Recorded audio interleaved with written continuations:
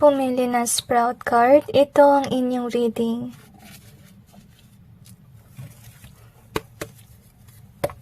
Tingnan natin kung ano ang gusto sabihin sa iyo ng inyong tao.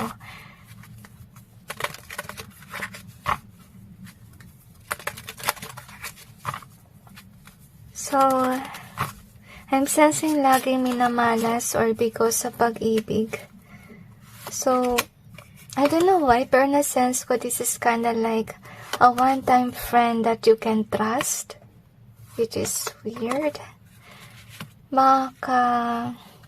Ka-close mo siguro ito since childhood. For some of you, maybe until now, you're connected with whomever this is. Siguro nandito lang kayo kasi gusto yung malaman kung ano kaya yung sa loobin ng taong ito.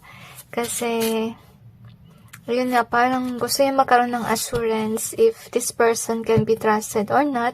Na kahit matagal na kayong magkakilala, gusto mong, talagang makasigurado ka na pagkakatiwalaan mo itong taong ito. I-clarify natin yung cards to gain more information. I don't know why, pero na-sense ko alcohol. Maybe mahilig siyang uminom.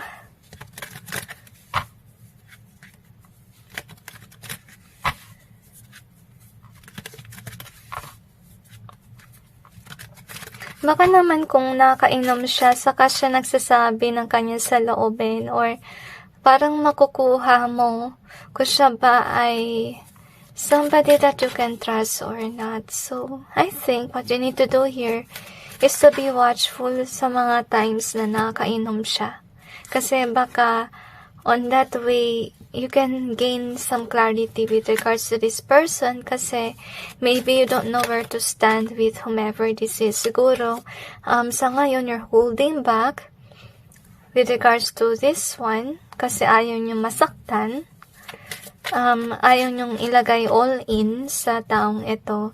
But I kinda like feel like you can trust this person. That's what you think.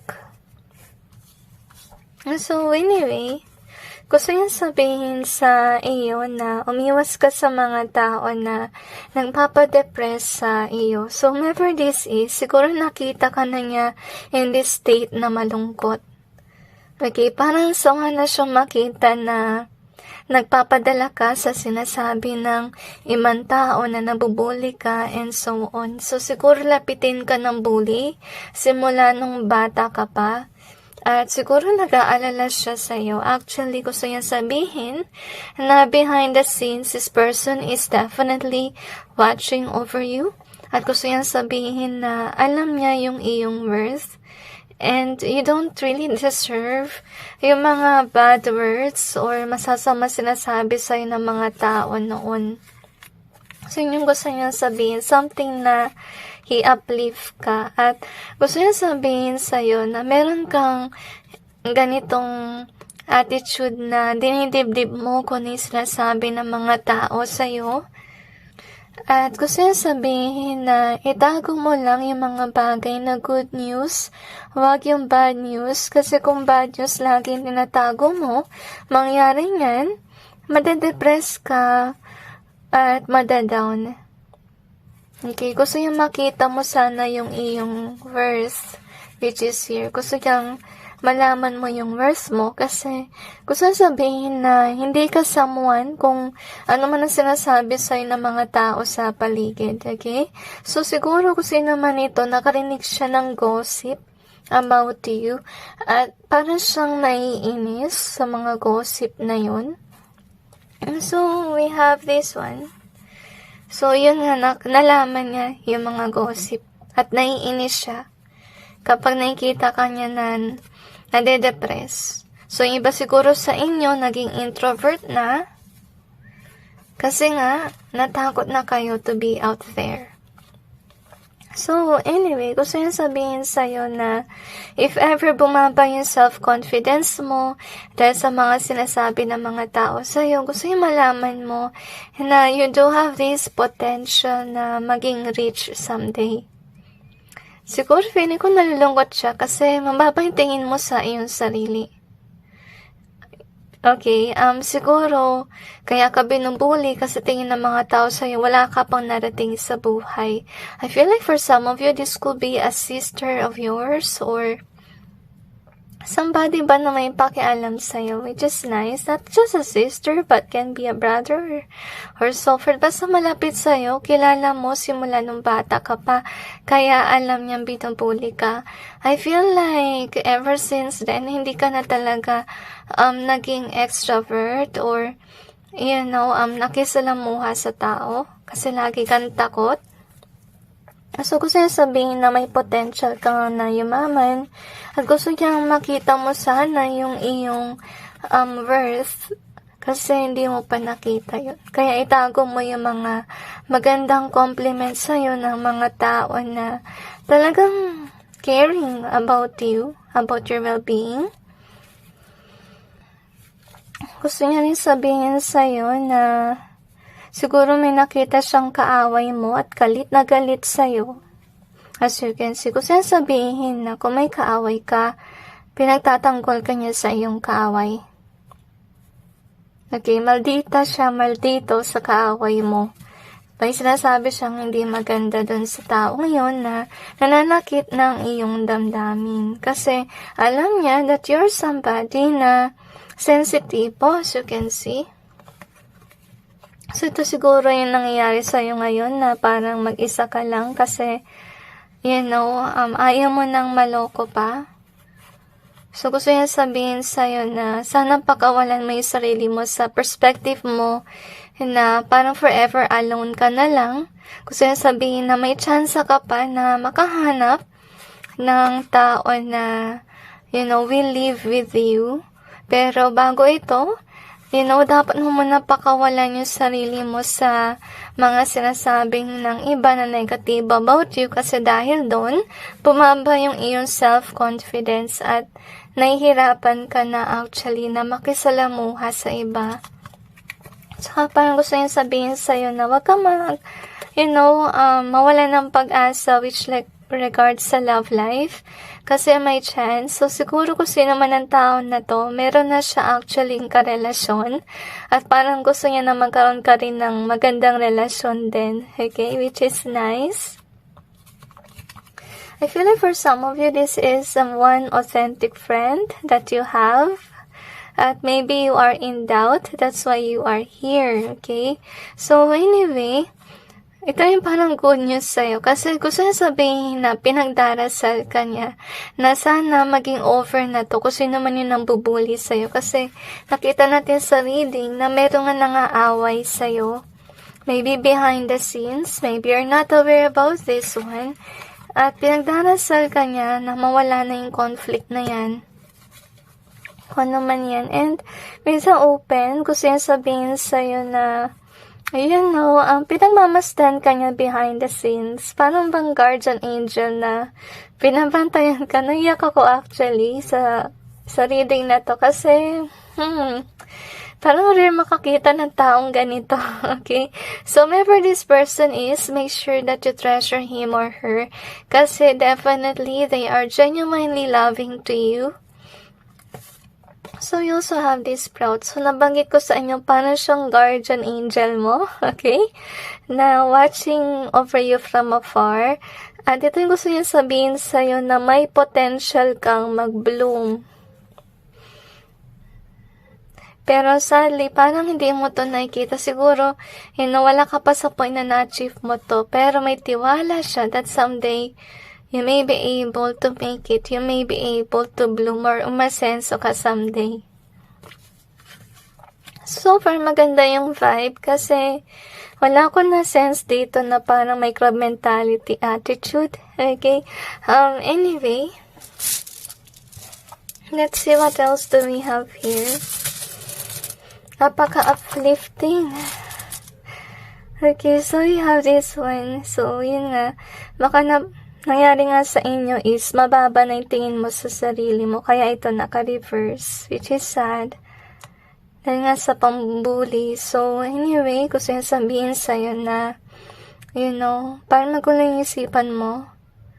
dahil sa mga bullies. So, wag mo sanang walain yung iyong pagiging grounded dahil sa masasama sinabi sa'yo ng mga tao. So, live in the present moment. Yun din ang gusto niya sabihin.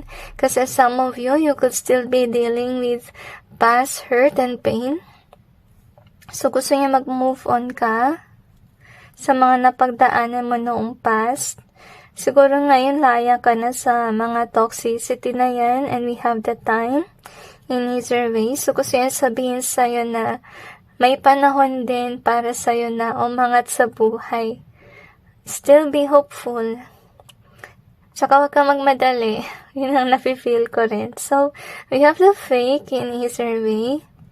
We also have you're always on my mind, forever in my heart, in either way. So, gusto niya sabihin sa'yo na huwag mo nang balikan yung mga ex mo na naging fake lang sa'yo. So, anyway, ibig sabihin nun, parang hindi siya supportive to those people na, fake sa yung buhay. Parang agree siya na dapat iwanan mo yung mga tao na nagpasakit ng iyong damdamin. We also have the loss in reverse. So, gusto niya sabihin sa'yo na hindi mo siya nawala. Meaning, nandun pa rin siya sa iyong buhay and watching over you from afar. Okay, parang feeling ko yung iba dito, parang gustong mensahe ba ng yumao, parang ganun na vibe. Okay, pero iba naman sa inyo kung hindi man siya yumao, and this could be somebody na talagang, authentically nagmamahal sa inyo. So, we have the 5 in reverse, and we also have this one. Well, this is nice. Kasi nakita niya yung potential sa'yo. Okay, gusto niya sabihin na may mga instances sometimes na dapat mawalan ka for you to change. Or may mga experiences mga pinagdaanan para matuto ka sa buhay. And once na matutunan mo yung lahat, darating ka rin sa point na maging stable ka na.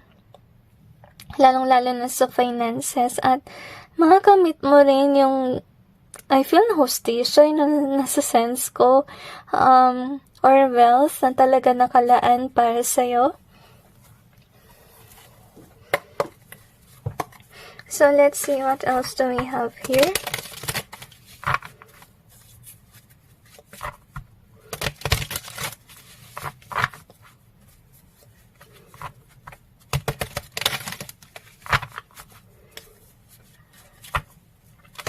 At least may confirmation ka na, okay, through this reading. So, meron din siguro kayong attitude na may pagka-happy-go-lucky kayo, may pagka-childlike yung energy nyo, kaya rin siguro na mabilis ka mapuna or parang pinagtitripan ka ng mga tao, but yet, I do feel that kahit nang ganito yung pinagdaanan mo, meron ka naman parang joyful side. Okay, siguro malakas yung iyong inner child kasi nga marami ka na pagdaanan at si inner child, alam niya kung paano ka paligayahin. Okay? That's why you felt drawn to something that makes you happy. So anyway, gusto niyan sabihin sa'yo na huwag mo nang pansinin yung iyong bullies. Tapos na yan, okay? Hindi na sila parte pa ng iyong buhay. Kaya yan naka-reverse. At saka gusto niya rin sabihin sa'yo na hindi mo siya kaaway. As you can see, gusto niya sabihin na focus ka lang dito sa money making. Okay, wag mong didibdibin yung mga sinasabi ng ibang tao kasi yan yung nagpapalungkot sa iyong buhay. At maging passionate ka lang sa ginagawa mo kasi ito siguro nakita niya na meron kang talento that you're passionate about at gusto niya doon ka mag-focus at yun nga, magkakaroon ka ng blessing. So you can see here. Gusto niyang i-push mo yung kung ano man ang passion mo with regards sa talent is what I sense. Kasi siguro yung iba sa inyo nag-uumpisa pa lang kayo with regards sa work. So, or naghahanap kayo ng work na talagang swak sa inyo or negosyo. So, ito yung reminder niya na pagtuunan mo ng pansin yung iyong talento or kung saan ka talaga ay pinakusa ka talaga si Sibol. Okay, sorry. Naalala ko to kasi yun nga, si Sibol. So, anyway, that's it with regards to your reading. I just hope this may give you some insight and awareness. So anyway, reminder na yun na to na nabanggit niya, focus ka sa talento mo na magbubloom ka. So that's it with regards to your reading. I just hope this may give you some insight and awareness. And God bless you.